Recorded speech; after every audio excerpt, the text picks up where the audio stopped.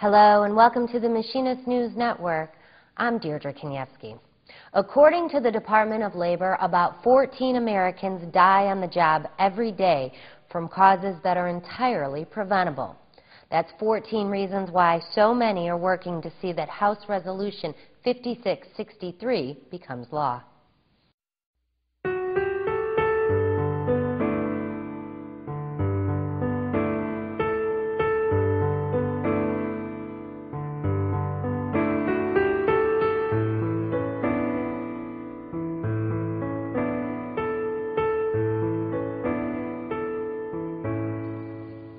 He kissed me goodbye, told me he'd call me at work later.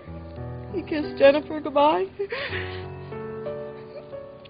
That was it, he never came home. In October 2006, Walter Labonte never came home from work. He was crushed by 75 tons of steel in what many say was a preventable accident. His wife Karen and daughter Jennifer still feel the effects of his absence every day. It's almost 4 years. I haven't been back to work since. I suffer from post-traumatic stress syndrome, depression, anxiety. I see a therapist, a psychiatrist. They think pills can fix a broken heart. Unfortunately, Karen and Jennifer aren't the only ones in pain. Mark Fernandez lost his brother when he fell 120 feet to his death. I sustained my injuries from trying to save my brother's life. Although I have injuries, I have severe post-traumatic stress from witnessing my brother's death. It took him almost a half hour to die, maybe 20 minutes to die. I didn't even know a human being could bleed that much. These are the faces of the workers who gave their lives on the job.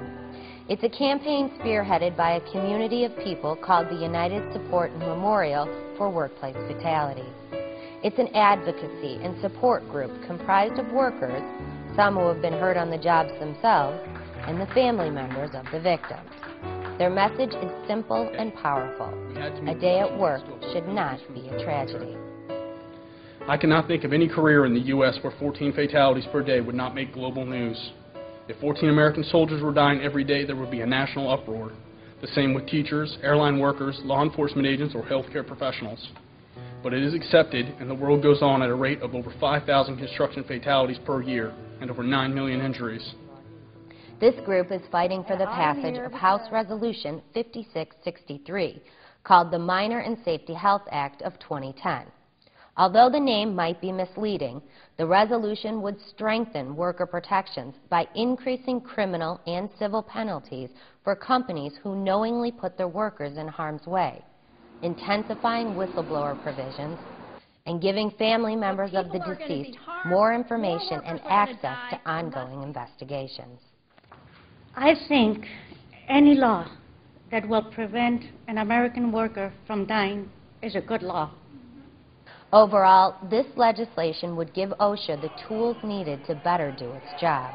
Dr. David Michaels, Assistant Secretary of Labor for OSHA, explained to the group how current standards for protecting workers and the penalties given to those who don't are out of sync with other industries. A violation of the South Pacific Tuna Act, where you catch tuna who are endangered, can be a $350,000 fine. If a dairy which essentially has cows and sells milk, refuses to contribute to the funds that all the dairies put into to promote milk and dairy products, the Agriculture Department can fine them $150,000. If a worker dies, it's $7,000, the maximum for a serious citation. If you go onto federal land and you harass a wild burro, you can be given a year in jail. But it's 6 months for essentially being involved in a worker death. The members of this support group can't forget what's at stake and won't stop fighting until worker protection laws are in place.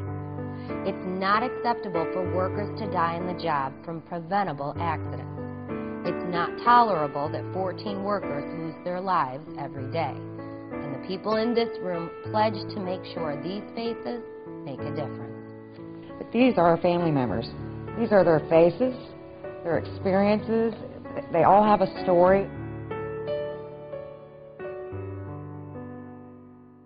No family should have to go through this. A safe workplace can't happen if workers don't have a voice. Being part of a union can help. For more information on worker protection issues, you can contact the IAM's Health and Safety Department. Or, if you've lost a loved one and would like to contact the support group, log on to www.usmwf.org. Thanks for watching, and we'll see you next time on the Machinist News Network.